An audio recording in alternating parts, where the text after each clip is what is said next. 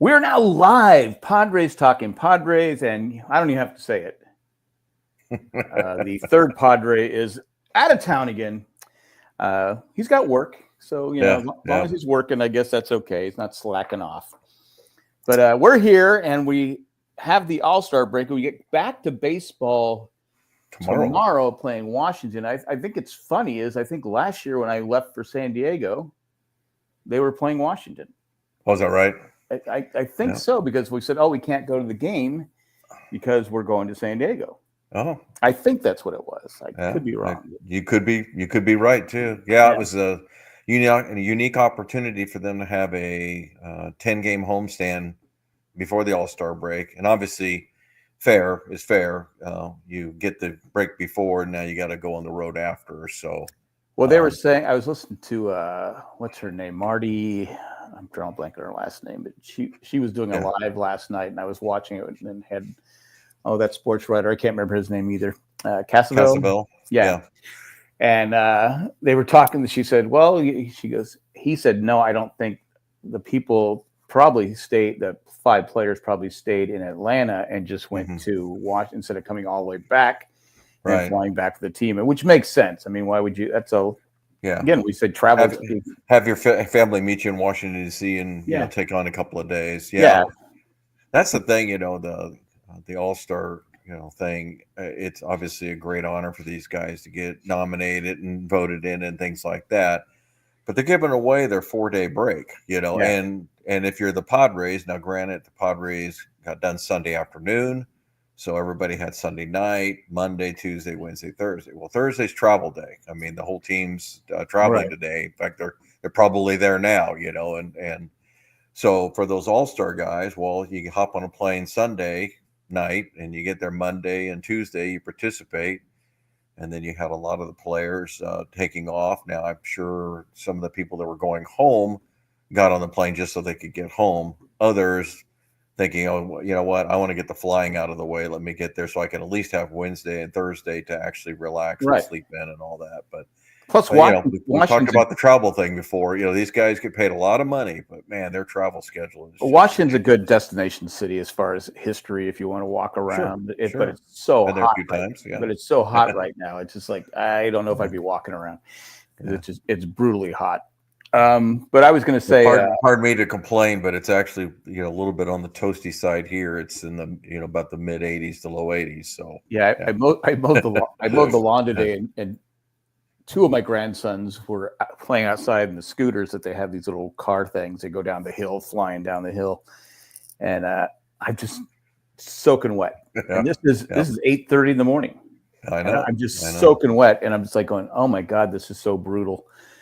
And then it's just terrible. There's no comparison. That's what I said. I've perished the thought that I'm actually complaining, but we're getting in the low 80s and mid 80s. We're getting a little bit of humidity. Again, I'm never going to compare us to the eastern side there, but it's a little bit warm here. Well, my daughter Heather, who's coming out with us, and her family, she goes, well, I've been checking the weather. It's like 77 in San Diego. I go, you're not going to San Diego. Yeah, you're going to San Diego County. And it's Stampede. And I go, that's not going to be cool. No.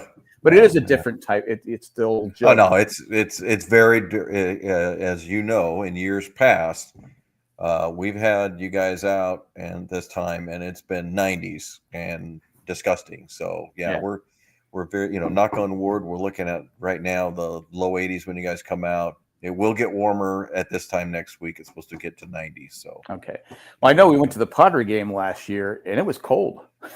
I mean, it was like, oh my God. That's the saving grace out here. We get the ocean, and even though we're in the East County, like you said, we get the ocean. And so but especially where Petco's at downtown, you get that coastal breeze. Oh, yeah. Anyway, enough of talking about traveling and stuff like that. We got the Padres coming up.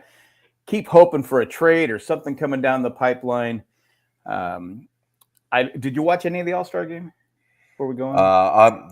Like I told you, not a fan. But we got home, and the wife asked, hey, in an All-Star game being played? I go, yeah. And she goes, what channel is it on? So I looked it up, and I was like, you know what? I'll watch it. And it was the home run derby for the final. I didn't see any of the regular part of the game. So. Yeah, see, I stopped watching it. I just turned it. I was tuning it in when the Padres were playing. Yeah, and then I would go back to watching whatever I was watching.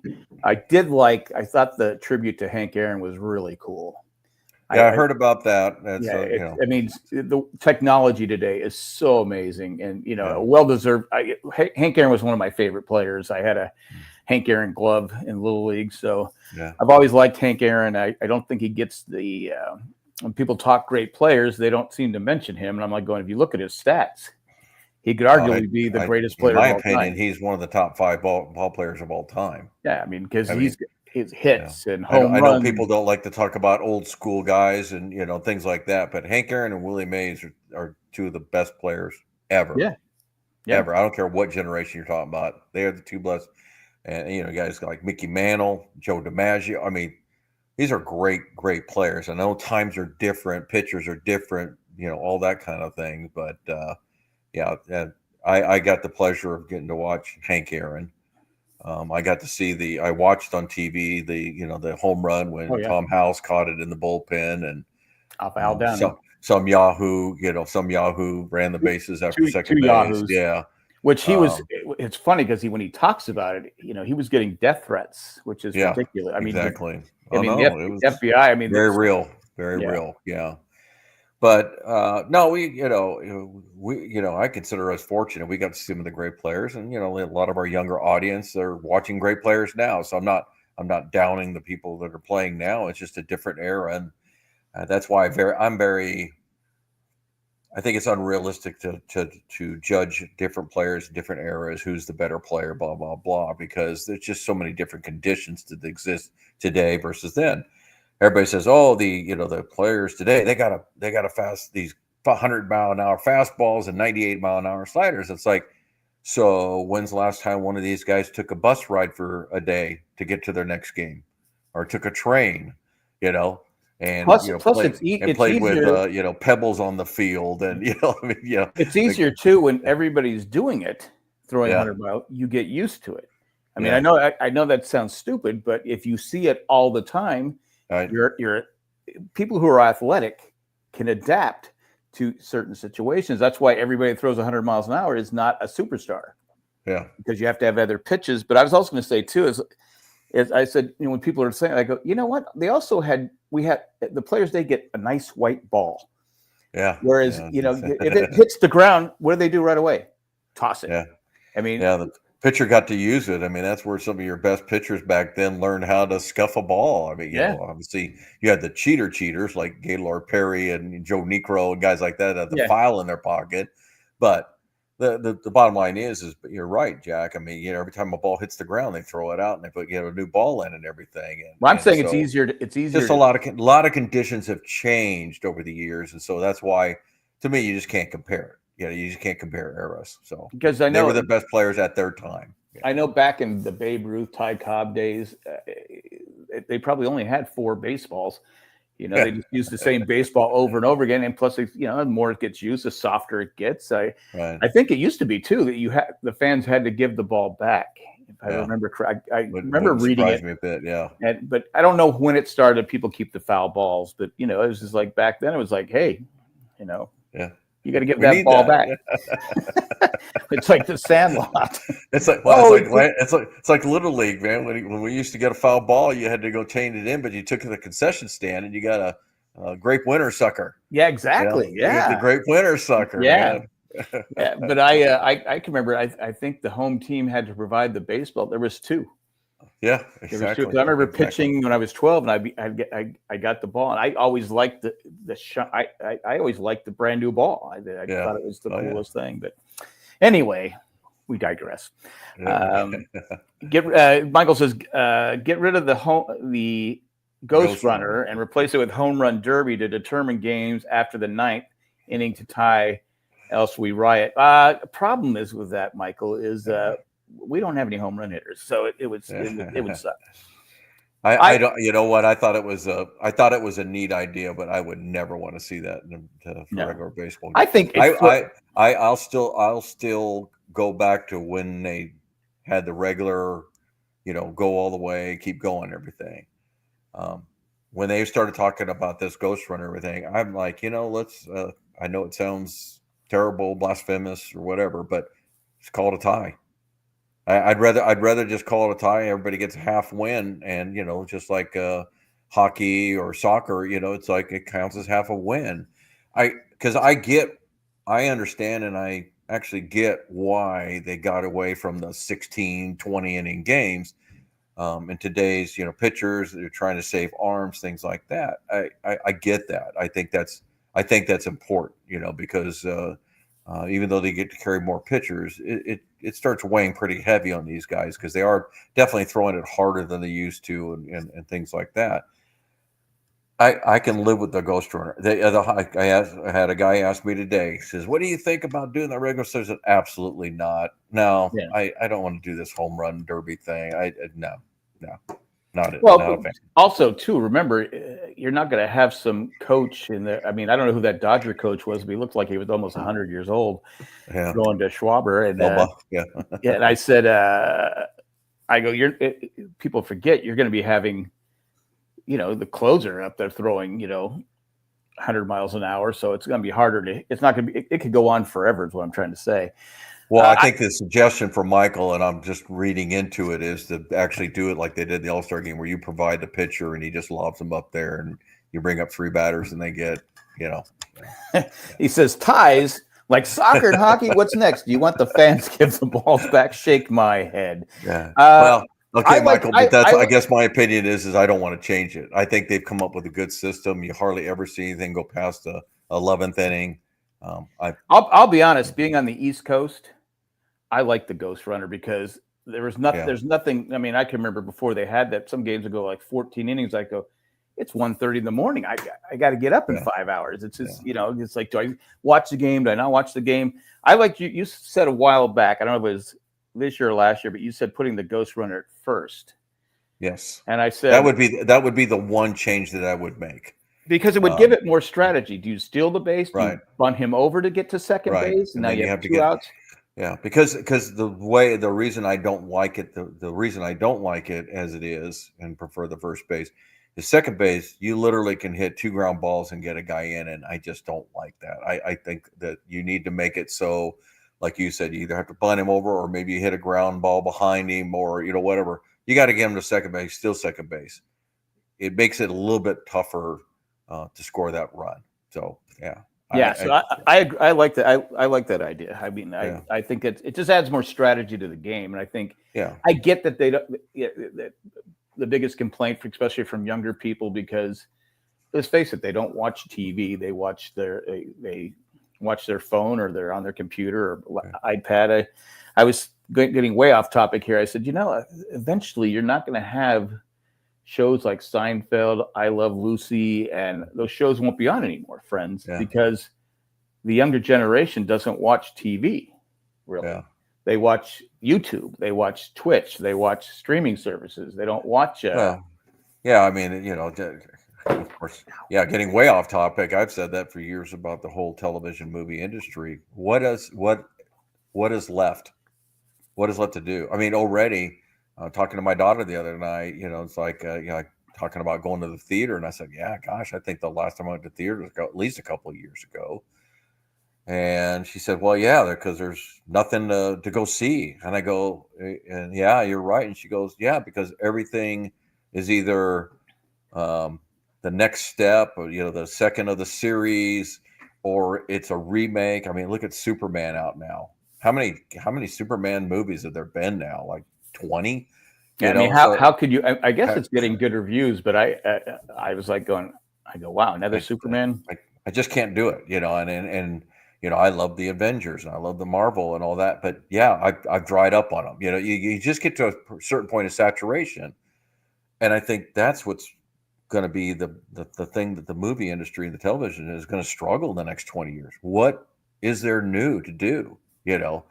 We've had about every doctor show, every crime investigation show, every sports show. I mean, how many different things can you put out there and keep it interesting? So, I think the problem you're going to have with actors, eventually they won't, the industry won't need them.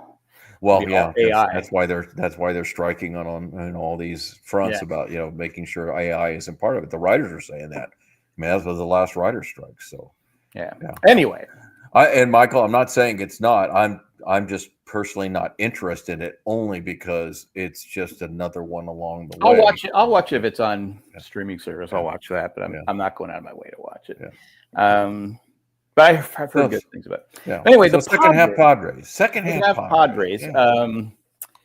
You keep, you listen to all these the guy that was doing the trades that you posted with Cruz and Keller a few weeks ago. I've been watching him a lot lately, and a lot of people.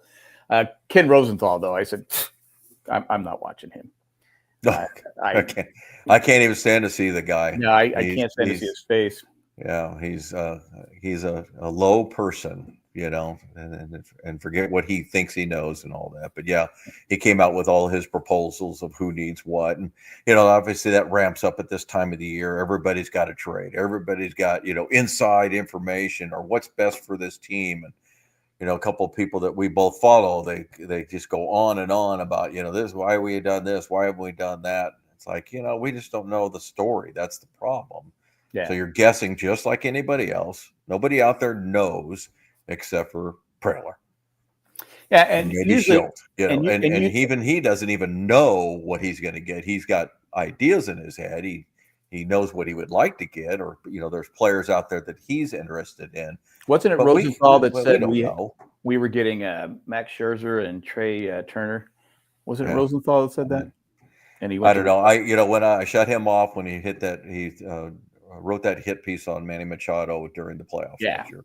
Just lost all respect for him and Roberts. So at the same time, Anyway, so again, I like to listen to it because it's fun to hear the different names going out there. Oh, that would work. That it gets your mind going. But we all want to be GMs, right, Jack? Yeah, I mean, you also got the stupid trades too, where people, they go. I always like when people offer, well, why don't we give this guy for? I'm like, going, okay, if you don't want him, yeah, what makes you think they're going to give one of their good players for you to give them crap? Unless they're trying to cut salary. Yeah, I mean, and even then, there's a limit to everything, right? One of the radio show here was talking about Roberts, and basically saying that that he's playing so bad, he's the second lowest in baseball with enough at bats in baseball in batting average. He's having a horrible year. And his WAR is so low, despite the fact that he's got 22 stolen bases. He's just terrible, right? Is he back playing again? Because I know he was hurt. Yeah, and so his point was valid. It's like, okay, the asking price is going to be low, but do you want to give up anything for him? Yeah. I mean, you get to a certain point, change of scenery, you hear all that kind of stuff, but at the same time, you sit there and you go, okay, this guy's hitting like $180 or something, and do you really want to spend, because he's got about $8 million left on his contract this year. Now, the White Sox have been reported to be saying that they'll pay part of that and everything. But to me, it's like, man, as a fan, it's like, I'm not so sure you can pay the whole thing. And I'm still not sure I really want him. Yeah, I saw someone on Twitter put a list of his injuries and how many times he's been out. It's like, man, I knew he was out quite a bit, but I said, wow, this guy is just is he truly hurt, or is he just like, does he have just again, I think we talked about it earlier. I'm a change of scenery guy, and I said, well, mate, it's got to be hard playing for the White Sox. You're not going to win, and there's can't be a lot of energy on that team. But again, you have to have some pride in your work, and like I said, it just seems like he's just I don't know if he's the savior that we need. No. And I'll sum it up, the fact I'll steal what the radio guy said. I thought it was a great line. You had one job to do this year in your walk-away year. You had one job to prove your value, and you failed. I mean, this is your paycheck. So you had one job. This was your year. If you're going, you want big money, on your free agency, good luck now. Your value is plummeted it down. Now somebody will offer him. I mean, he'll get some millions or whatever. Somebody will take a chance on him, but I hope it's not the Padres. And I say the same thing about some of these other names. People have been talking about Higgy. And it's like, Higgy's got 4 home runs this year. And don't forget, the Padres offered him what Preller said was a considerable contract, and he just decided he wanted to go to Texas, and they offered him more. Well, that contract's still attached to him. So if you get him back, you're paying him more than what you wanted to pay him in the first place. Plus, he's in his 30s, right? He's 35. 35, yeah. And he had a career year last year. He was a career backup catcher and had a career year last year. Took the job away from Campusano. That's a whole nother subject. Campusano, 277 at bats last year, and he hit 224. Right. People are, I find it amazing. People are still begging for, give him a real chance. Don't just keep bringing him up. And I think people see his minor league stats. Also, when he first came up, he sprayed the ball around. I mean, but he's not there anymore. I know. That's what I'm saying. He's not the same player. He's just messed up. But whatever it is, he just can't. He's a good AAA player.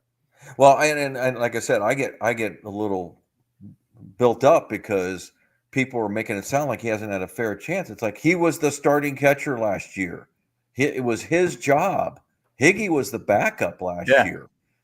Because he was so bad that they ended up having to bench him and start Higgy more often. Because I know with the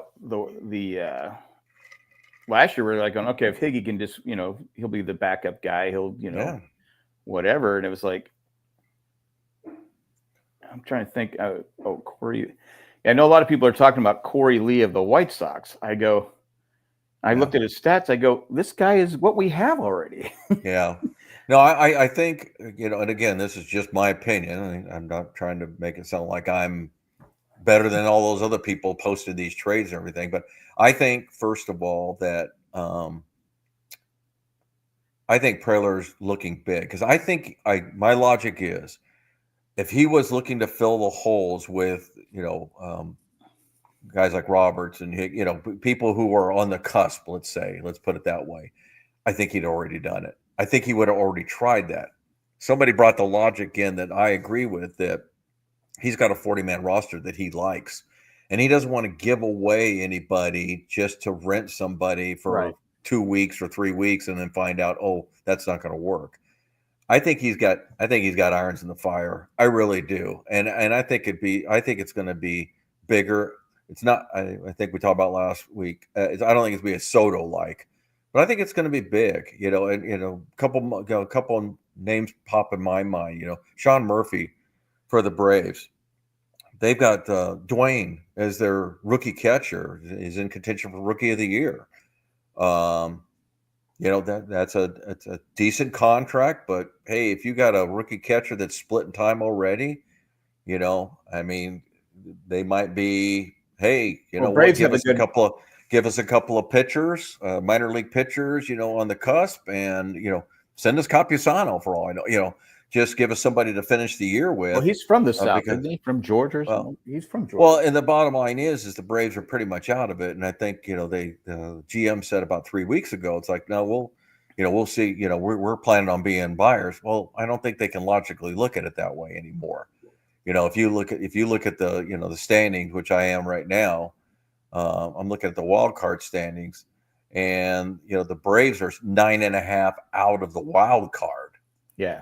I mean, that's a lot of ground. That's a lot of ground to make up. And that's a lot of teams too. There's I think 5 teams in front of them.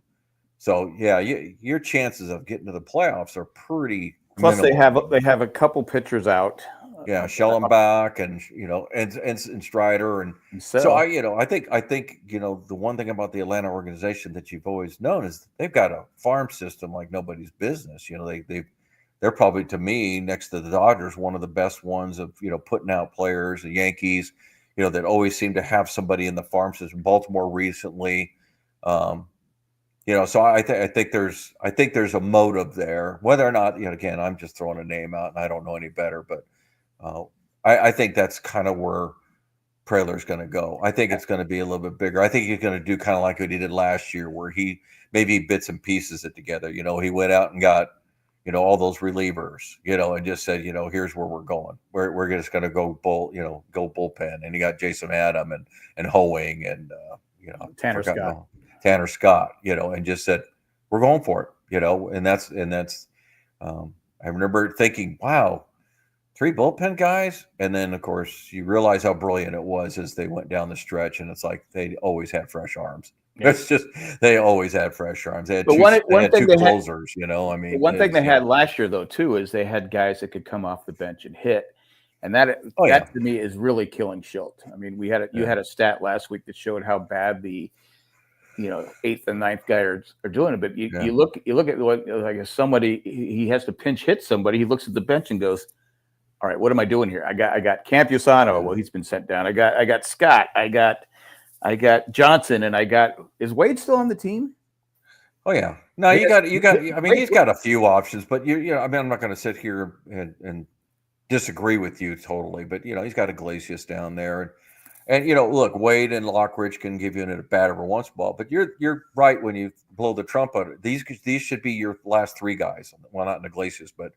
Guys like Wade and Lockridge, it's fine to have them on the team, but they should be literally I don't think Lockridge is pinch runners. I think Lockridge is still on the IL, I think. No, Lockridge. Is he back on the team? Lockridge? Yeah, he did something to his groin or something like that. Is he? I haven't seen him play in a month. No, he was in the last series. So what? Yeah. And anyway, they just it's not a matter of depth to me. I don't think depth's the problem. I think the starters are the problem. The 2 starters. Yeah. And again, good points have been made about what the Padres need to contend, right? So let's do the math a little bit. So you look at their major league standings right now, and they have 66 games left. So I'm not a mathematician, but if they win 33 games, that's 85 wins in the season. So that's playing 500 ball the rest of the way. Now let's look at some of the pros that they got. Michael King looks like he's slotted to come back in early August. You got Darvish. He's made a couple of starts. If he continues, Tatis and Merrill, if they continue to start to be hot. If Bogarts keeps going like he's been going, Manny being Manny, Cronenworth is heated up. You got a lot of things that weren't there the first 90 whatever games. That in itself is an improvement you didn't even have to trade for. Yeah, there's always the what if Darvish goes down with another arm injury? What if we lose a couple of bullpen guys? What if God forbid what if Manny breaks his leg or whatever things like that. Bite your tongue there, Mister. Well, what I'm saying is that what every team has to worry. Well, look at the Diamondbacks. You think that they weren't soiling their pants when Suarez got hit in the hand at the All-Star game? Yeah. I mean, this is one of your. They've had enough injuries. Well, not only that, they won't say it, but it's like that's their best trade piece right now. Yeah. Like, if he breaks his hand and he's out, well, we were going to get something for him. Now we're going to get nothing, and he's going to walk. So. Yeah, I mean, it's funny. You look at the Diamondback, but they've had too many injuries to the pitching staff, and Gallen and Merrill are not pitching. Merrill Kelly are not pitching better lately, but they suffered. Gallen got bombed again his last outing, and so it's like Gallen's had a pretty rough year. He's just not the pitcher he was. Fat's been bad. Yeah. I checked the Padre roster. Lockridge is not on it right now. Oh. He's not. He must have got sent down in one of the. I mean, there's been a flurry. I don't mind saying, unless I look at it every day. The Padres are always bringing up another pitcher, and somebody's being sent down. It's almost like a daily occurrence, So yeah, I thought he got hurt something, or it was one of those he got hurt to make room for a pitcher or something like that. I did want to read this by Michael. He said, after 35, Major League tends to Logan's Run players out of the league. If you've seen Logan's Run, you know what I'm talking about. Great movie. Just needs to be updated. Let's see. But yeah, I saw something with somebody. It was a great trade for us. Somebody said we should go get Naylor and Suarez put Naylor at first base and put Suarez at DH. I said, well, that solves all your hitting right there. Gives you some power, some. Yeah, I don't see the Diamondbacks helping us out. No. Well, they said it was a three. Interdivision trades usually don't happen, especially in the middle of the year. Well, they said it was a three-team trade. So I don't. It was all. I don't remember the whole thing, but I said, God, I would take those 2 guys in a heartbeat. Yeah, but it ain't gonna happen. No, again, we don't know. We can dream all we want. I think I've heard. Again, I read. I shouldn't say I heard. I read that Acuna does not like Atlanta. And Atlanta's not really happy with Acuna right now. Now, just because you don't like somebody, are you going to trade this, generational star who's got 3.5 more years on his contract just because he doesn't like you and you don't like him as far as, getting along? No. And you're not going to give him away. No, you're not going to give him away. It's going to cost you a lot, I would. I made up this trade in my mind. Acuna and Murphy, and we'll give them whoever you want. Yeah, we'll give you DeVries, we'll give you Salas, we'll give you a couple of young pitchers. We'll give you the future draft picks. Because if we do that, all we have to do is worry about pitching for the next 4 years. So yeah, I do like that trade, and plus the Braves, as good as Acuna is, again, they're 9.5 out of the wild card spot. I think that they could probably replace him. Maybe not as good, but also they can go out and sign a free agent too to replace him. So that would be a great trade because give me a better outfield than Merrill, Tatis. Yeah. The only problem is that they both have really good contracts. So you don't be the equivalent of somebody coming knocking on our door right now and saying, "Hey, we want Jackson Merrill," and you're like, "Okay, you know what? We got a great contract with him, but we'll give him away." Or Tatis, for that matter.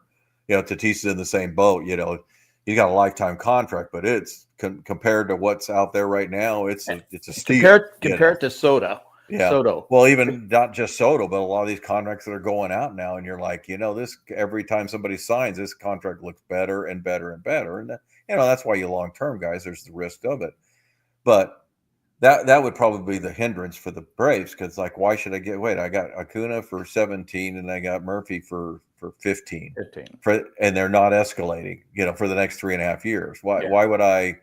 $32 million for a starting catcher and a generational player in center field. Yeah, I'll take a hard pass on that unless you're going to give me back like cheap all-stars, like a Jackson Merrill or something like that. Where it's like, okay, we're going to get somebody. Which I wouldn't do. I wouldn't trade Jackson Merrill. I mean, it looks like he's coming out of his slump. Yeah. We had said how boring the games were, and even Michael commented on our YouTube page how. You called exciting. The last 3 games against the Phillies were exciting.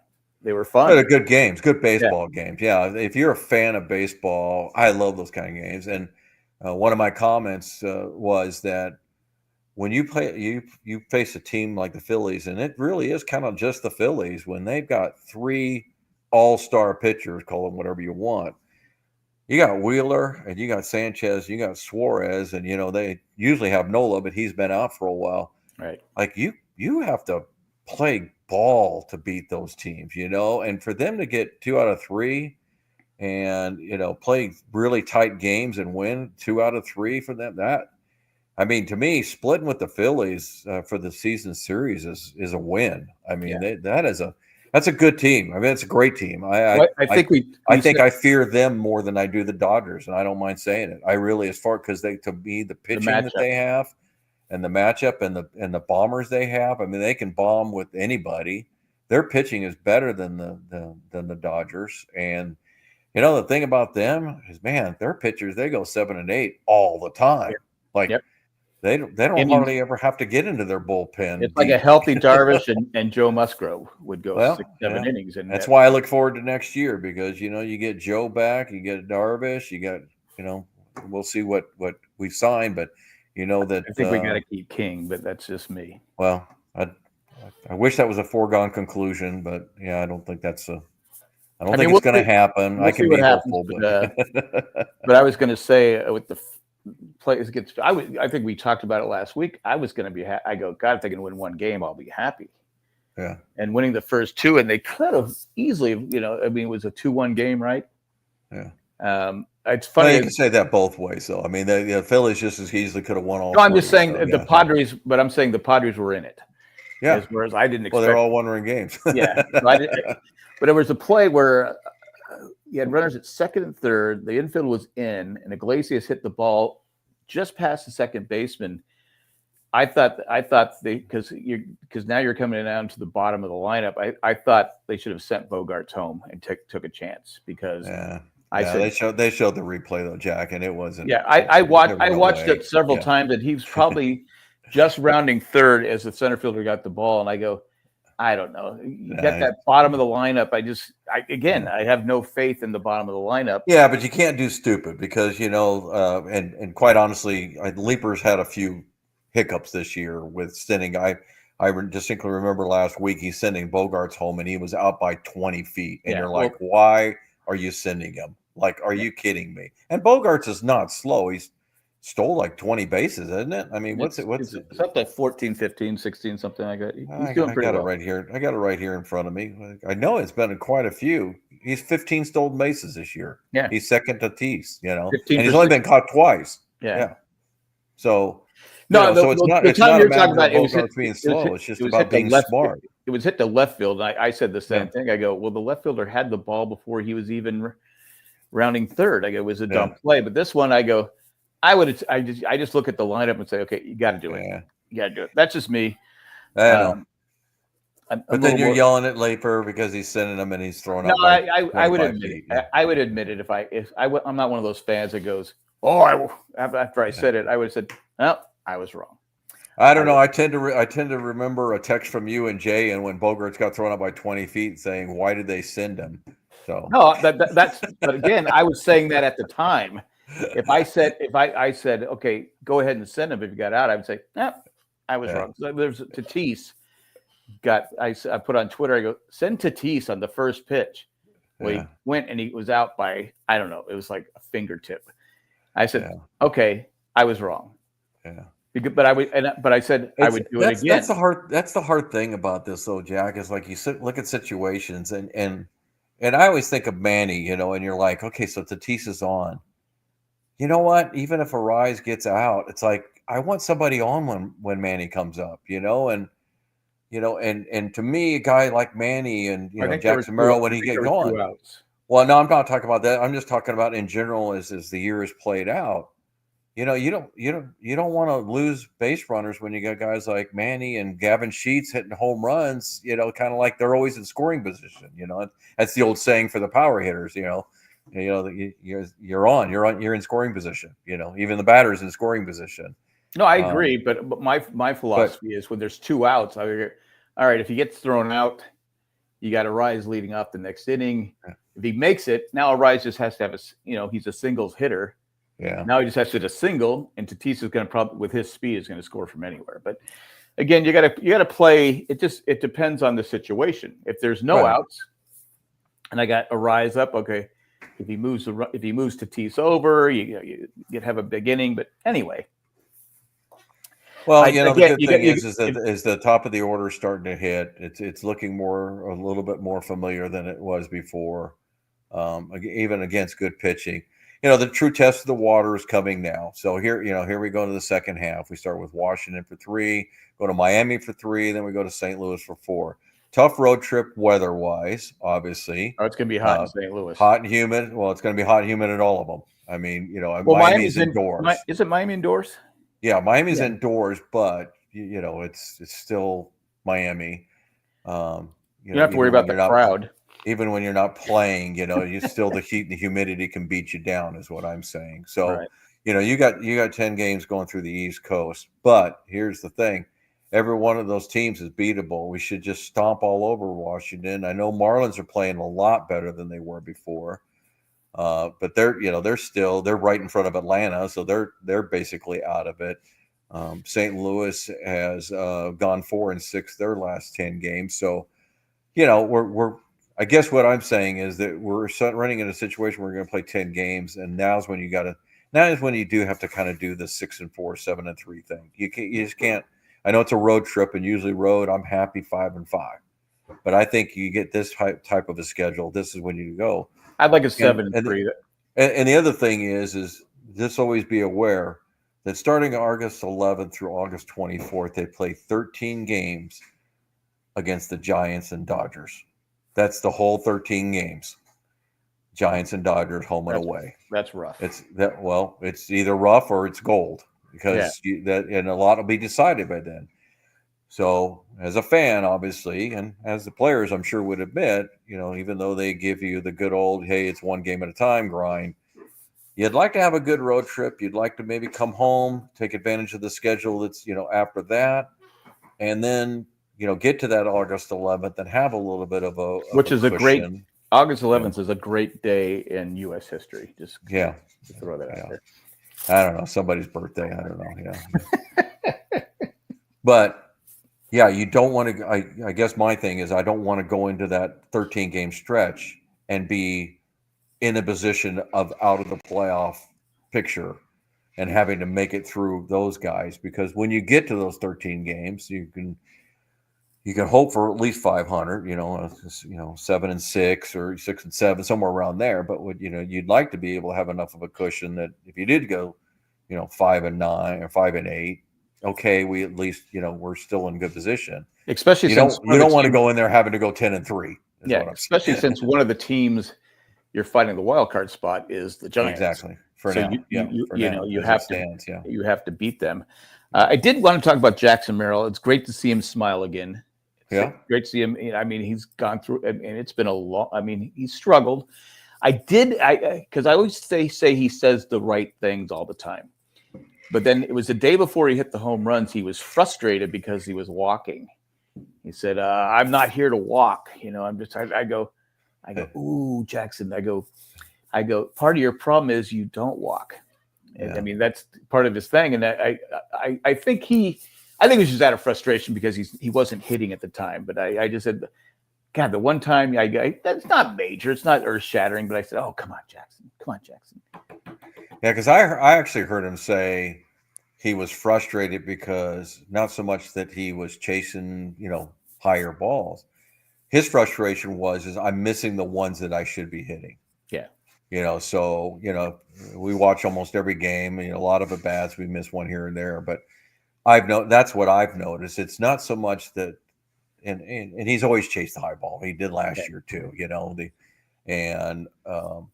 but the fact of the matter is there was balls going right down the middle, and he's swinging and missing. And then you're just like, wow, last year he kills that. Yeah. He just absolutely smokes that ball.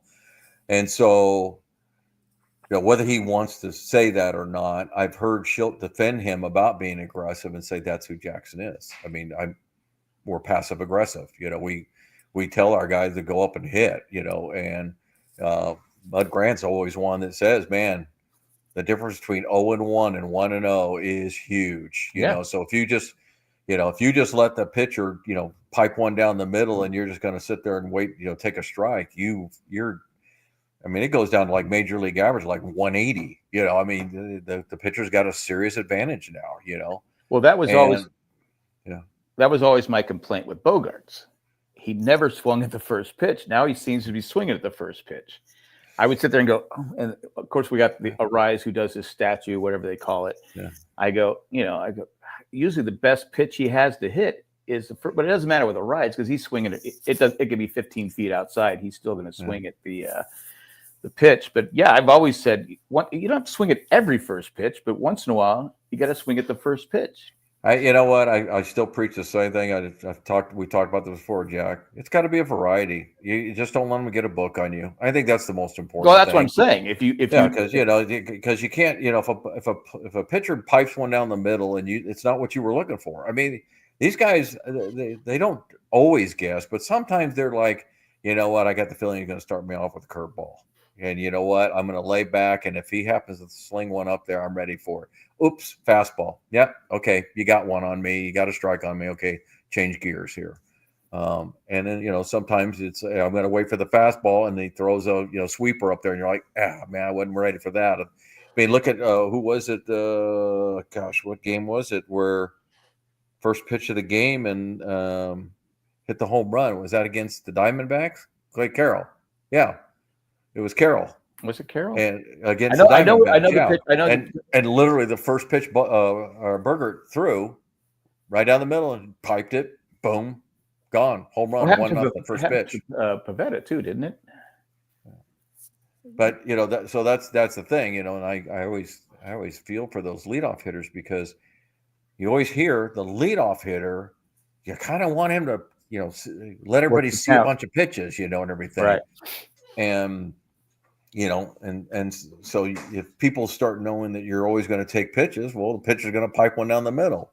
Well, I think Carroll proved, like, you know what, every once in a while as a leadoff hitter, I'm just not going to do my job. I'm going to go out there and I'm going to hit the first pitch. If it's over the middle of the plate, I'm going to smack it, Right. But next time he comes up the first pitch of the game, guess what? He probably could take the first pitch because they watch film and it's like, hey, wait a minute. Last night he hit the first pitch out of the park. Yeah. I'm not going to give him a fastball. So don't pipe it down the middle. Yeah. But with Bogaerts, it always frustrating too because it seemed like the second pitch was a ball and it would be called a strike. So he let the first one down the middle. The second pitch, he gets, because I don't have the stat in front of me, but I've always said Bogaerts seems to get screwed more than any hitter on the Padres. I mean, he seems to get the worst calls. I don't know why. Maybe it's just me, but I just sit there and go, okay, that pitch was at least a ball outside, and they called it a strike. And now he's 0-2. But he seems to change his approach. And I said when he comes he's hitting 360 over the last 30 games. So I think he's made his adjustment and everything. And people complain about the power. I go, okay, he's not the power here he was, but he's driving in runs, he's hitting, he's stealing bases, he's been playing great defense all season. So it's always the old argument. Do you want somebody that hits for average, or do you want somebody that puts the pop in? And it's like, well, of course we want both. But you know what? You do either one, and I'm happy. If you want to be a 250 hitter and hit 30 home runs a year, we can use you. If you want to be a 300 hitter or a 310 hitter and hit 8 home runs, we can use you. It's all about, to me, every ball player makes a contribution. I don't care what the back of their card says. I really don't. It's what you're doing at the moment and in the year. And so we know that he came from Boston. He used that wall frequently, and ballparks are different. I don't care. I mean, the Bogaerts that we saw the first about 2 months that he was traded or that he signed with us, and the Bogaerts we've seen the last month, man, I'll take that in spades, man. Just, what? He's contributing. And look, the thing is that, people are just bagging on him and bagging on him. It's almost frustrating to me just as a fan. I'm not trying to be protective, but nobody's giving him kudos now. Like, the guy's been hotter than hot over the last month. I haven't seen one person say, well, it's good to see Bogaerts going well and everything. No, they just shut up because all these fans, all they want to do is complain about who's not doing the job, instead of I've been saying hey, these guys are doing good. I've been saying for a couple of weeks, Bogaerts should be batting second. Yeah. I just Arise. I like him as a leadoff hitter too. I think he. Again, I remember when one of my first shows, we were talking about the lineup back when they had Soto. Like, we got Tatis and Bogaerts and Manny and Soto. Who should hit where and everything. And when you got done with the whole discussion, you're like, does it really matter? Not, they're 4 great hitters. Like, what, why are we spending energy on this, right? I say the same thing about this lineup. I can give you merit for Bogaerts leading off and Bogaerts hitting 5th. I can, same thing with Manny. I mean, there's a few guys like, okay, Manny, is he going to lead off? No, that's not a Manny. That's one you'd probably say no, but he can hit 2nd, 3rd, 4th. I wouldn't drop any lower than that.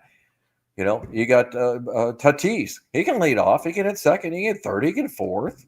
Bogaerts lead off 2nd, 3rd, 4th. I mean, so it really, to me, the more I look at it, it's just like, just be smart about it. Right, left, right, left, right, left. Just try not to put any holes in there so that somebody can bring in a reliever and catch you with, 2 guys in a row. Now, obviously, you get to a certain point in the lineup like the Padres have now where you have to, have two lefties, next to each other, because between Merrill, Arise, Sheets, who am I missing? Any here? one of the bench guys, they're all left-handed.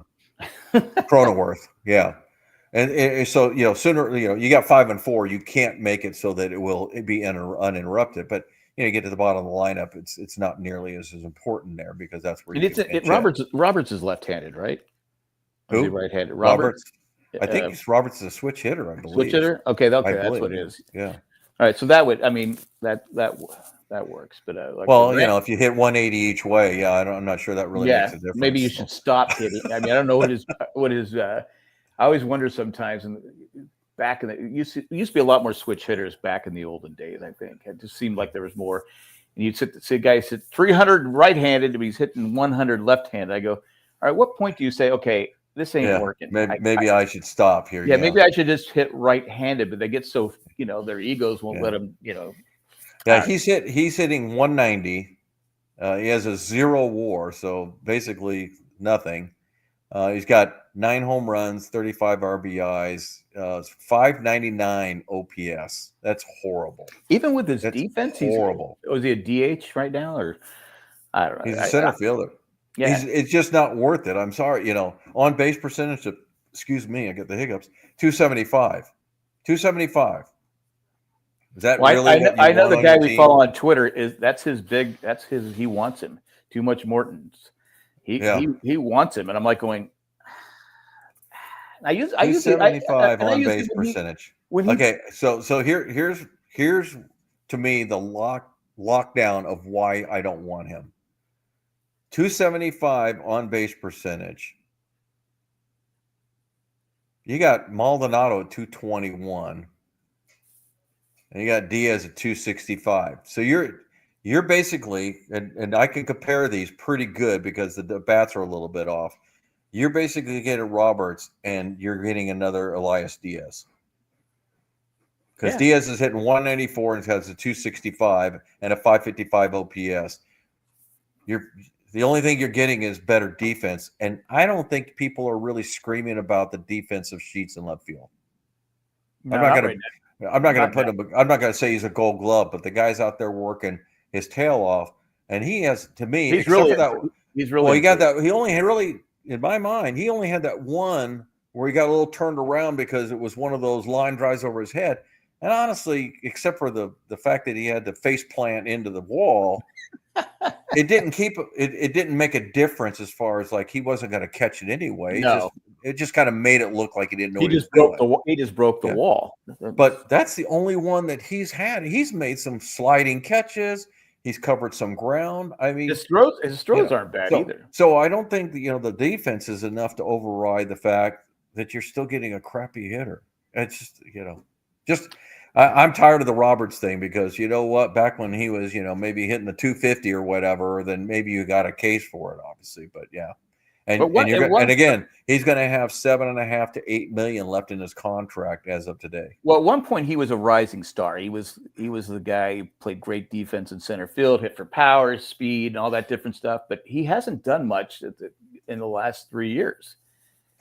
No, not at all. And plus, he's from Cuba, right? Yeah, I'm actually looking him up here, bud, as career stats here. So you say rising star. Well, that was in 2022. He had 284, had 56 RBIs. Pretty good. 2023 hit 264 with 80 RBIs. His best year. Between those two, right? Look at his 3 years from 21, 22, and 23. He looked really good. 24, he was down to 224 last year with 35 RBIs in 100 games played. And so that's the other thing. The guy has never played. He is 2023 played 145 games. Other than that, he has never played more than 100 in a season, and he won't this year. Yeah, that's true. Injury wouldn't happen. And again, it's not a long-term deal, so we're talking a rental here, which I get. That's where a lot of people are kind of staking their claim. Like, it's just a rental, take a chance. I don't think Preller wants to do that. I don't think Preller wants to take a chance. I think he wants to get something more solid. Now, does that mean that July 31st comes along and it's 2:59 in the afternoon, he doesn't say, okay, well, I guess it's the best I can do. Maybe that's the deal. So, yeah, again, I've soured on him because I started looking at his stats and I was like going, yeah, this guy. Plus, when I saw that chart of how often he doesn't play, and I knew he had injury problems, I said, I don't know. And plus, a guy from Cuba, do we know he's? I mean, I don't know how old he is. 31, maybe. Oh no, Roberts is a younger guy, I think. A younger guy? Yeah. He is 27. 27. Yeah. And he's already fading. So I don't know. Hopefully there's a big trade out there. It'd be nice. It'd just be. I think we could also use another a stud left-hander in the bullpen. I think. I just don't. I just proved it last year, right? You can never have enough guys in the bullpen. Yeah, because I just don't feel comfortable with Matsui and Wandy Peralta. I mean, they have their moments, but it's like when they come in, I'm like going, oh my god. Yeah. But we had a Tanner Scott last year, and I was like, and I think that was the best thing for him. I don't think he has the closer mentality, especially pitching for the Dodgers. I mean, Dodger fans hate him. I mean, if you go on Dodger Twitter, they just hate him, and I'm like going, well, you shouldn't have overpaid him. Yeah, but of course, for 4 years for $72 million. Of course, with the Dodgers, their overpaying is probably part of their scheme to make it harder for the smaller market teams to. Yankees did it for years where they would. I'm sorry, Michael, but the Yankees did it for years where they would overpay players. Small market teams like, we can't compete with that, right? And so you had to trade your superstars. But the Dodgers. Well, it's like we said at the beginning of the season, though, Bud. You go back and look at the tapes, so to speak. There's no doubt the Dodgers are, got a great baseball team, but it's still just on paper. It's on the back of their baseball cards. You still got to go out and do it. And, despite their woes, they're still 5 games in front of us. So, do I think we can catch the Dodgers? Absolutely. I think that, anything can happen in baseball. I think if you have teams like the Phillies, you have teams like the Dodgers, the Padres, the Mets, in the National League, any one of those could go on a tear. And it's not like you'd be going, oh my gosh, what happened? Where'd they come from? I don't think there's a team in baseball that exists right now that is that team. I really don't. I know that the teams I just named are all really, really good. Tigers, but I just don't see anybody just running away with it. American League may be a little bit different. Detroit's looking pretty doggone powerful. I mean, it's kind of hard to not look at the standings and go, is that, is anybody going to catch them? Don't get me wrong. There's still teams within 3 or 4 of them, but maybe the Yankees, maybe the Blue Jays, the Red Sox got hot, and you got the Astros, being the Astros. But that's why we love baseball, because it's a 162 game grind, and anybody can do anything. It's how you're playing at the end that matters too. So look at the Padres last year, right? You stole my thunder there, but you're right. I mean, do we think they can go? What was it, 39-16 the last 55 games? Who knows? We didn't think so last year. We got to the deadline. We were wondering whether Preller was going to make a move or not, and then he ended up making all these moves, and you're like, wow, okay. So, everybody's including us, has to hang on tight. We have exactly 2 weeks until the trading deadline. So I expect him to make some moves. Well, he'll make some moves. It's just a matter of what.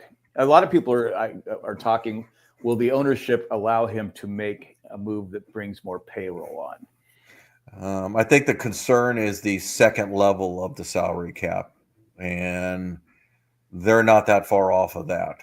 Yeah. So they're, it's gonna, and again, you can get creative. There's ways around that, So, we'll see. But I know that this year they're worried about the second level, because then you get automatic, the percentage hike and all that. They broke the consecutive year last year, so that's the big one. And we also know that, while there's going to be replacements coming, we know some contracts are going up next year. We also know that we're losing the Hosmer, we're losing the Kim, we're losing Cease, probably King.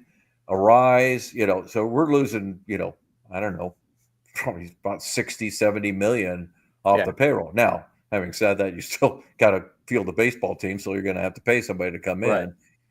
I tend to think that this is a big time move by the Padres to go to their young pitching. I think they are seriously looking at guys like Bergert and Kolick and a couple others. It's like these need to be our future 4 and 5 guys. Vasquez, if you already got Musgrove and Darvish on for another 3 or 4 years, depending on how they age and all that. But if you got Vasquez and Kolick and Bergert and maybe Hart turns it around and you got a couple other guys, maybe you don't have to spend a ton of money on the pitching. So, well, right now our strength in our minor league system, we've talked about before, is the pitching, especially with the bullpen. There's a lot of great young arms in the bullpen.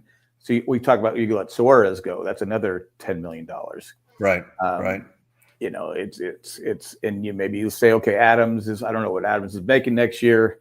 I hate to see him go, but you bring up some young arms in the bullpen, and maybe you can add put the money somewhere else. So yeah, Adams not going to be expensive. I do remember that. I forgot. I'm looking at the multi-year right now as you speak. So you got Adam he's making 4.8 this year. He'll be ARB4 next year, and then he's unrestricted. So we got him another year next year.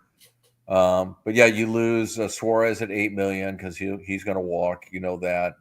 You still have Matsui for 3 more years at around $6 million. It's escalating a little bit. You got Peralta for 2 more years at $4.5 million. But everybody else, you got Morejon for 1 more year as an ARB, and he's making $2 million this year, so he'll get a jump. But Homing's first year of ARB, Estrada, Brito, Jacob, and David Morgan are all pre-ARB. They're 2 years away from ARB. Right. So you do have a lot of young guys that aren't going to get paid a whole lot, And to me, in some ways, it's unfortunate. Of course, you can't win every free agent signing, but I gotta, is there any way that we can,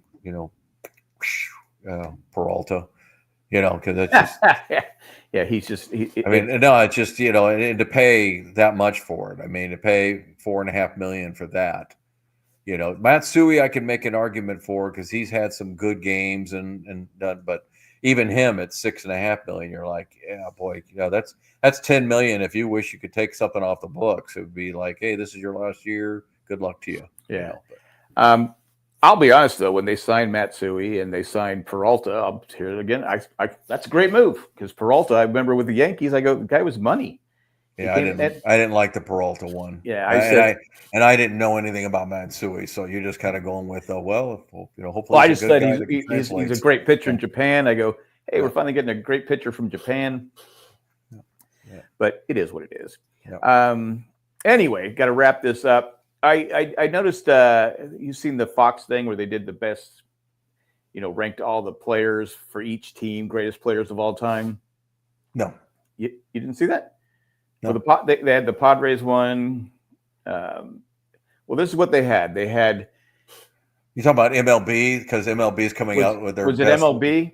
Yeah, MLB is coming out with their, best at every position. Yeah. Okay, maybe that was it because the Padres. I actually commented on that one because they have at second base.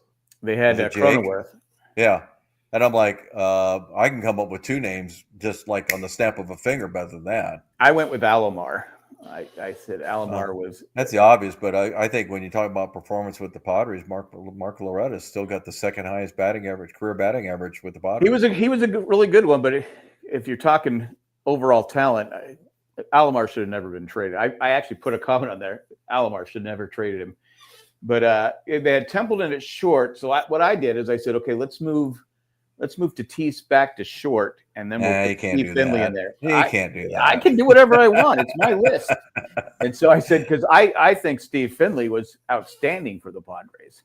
And I said, yeah, I mean, we can go back and forth on all this kind of stuff. There's always, somebody, Ken Caminiti, Machado crowded at third, so you got to make one of them the DH. Well, see if you can do that, then yeah. I can do my thing. But shortstop, I mean, Gary Templeton is the best one we ever had.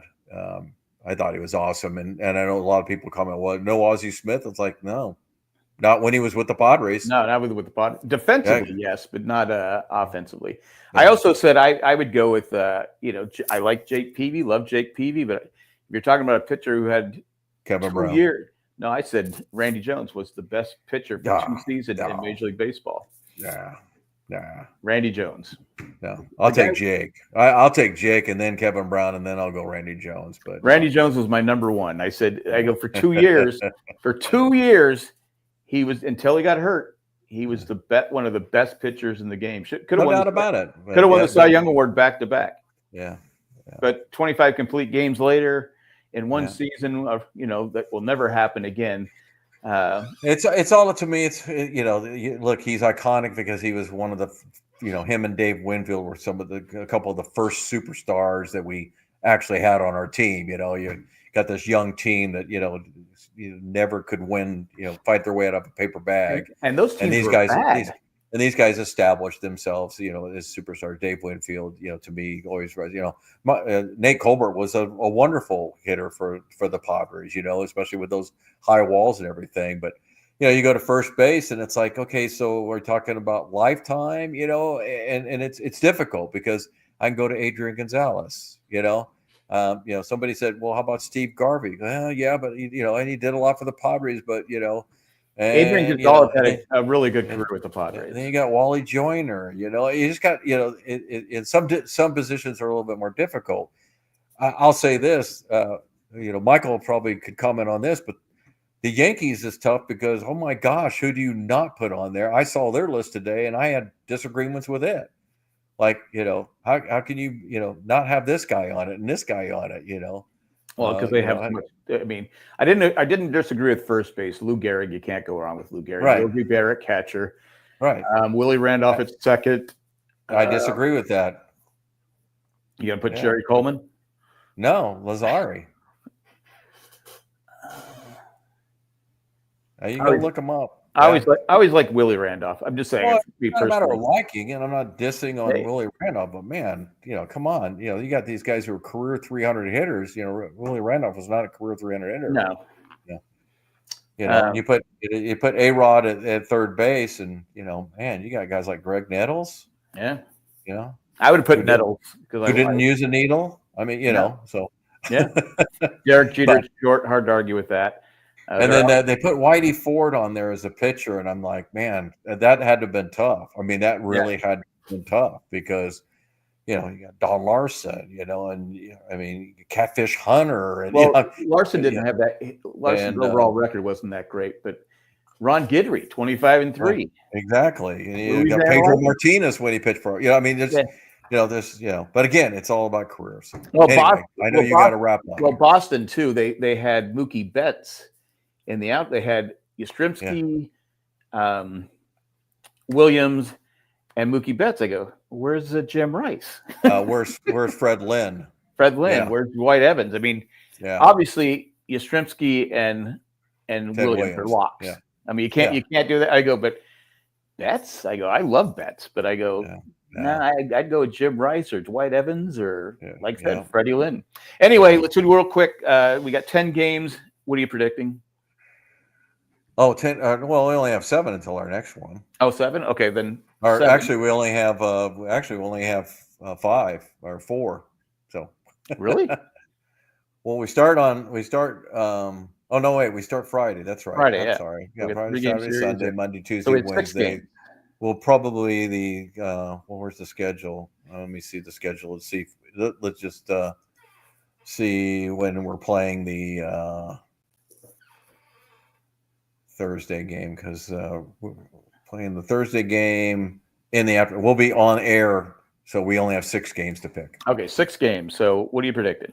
Well, I think we go into Washington. We kick butt. We make sure that Woods doesn't kill us. Right. They really should be able to pitch around him. I mean, they really need to pitch around him. Right. And I think Miami's playing better, but I think 5-1. I'm changing my tune only because it's the schedule. I still think that there are needs on this team. I still think this is just a good team, but it's not a great team. I'm waiting for the trades. 5-1. I'm going to go 5-1 also, and that's all we got. I got to wrap this up, and we have no Oz tonight. No, I know. That's unusual. No, Oz never did nothing for the Tin Man. That's all I got to say. Yeah. Well, maybe on vacation. So who knows? knows? What are you going to do? And but Jay's not here either, so you know. We had Tamara in the chat, so I guess that takes Oz's spot. Anyway, I got to go. I'll see you in a couple days, Jerry. Yes, sir. All right. We'll talk to you then. All right, guys. Take care, and we'll see you next week. Bye, everybody.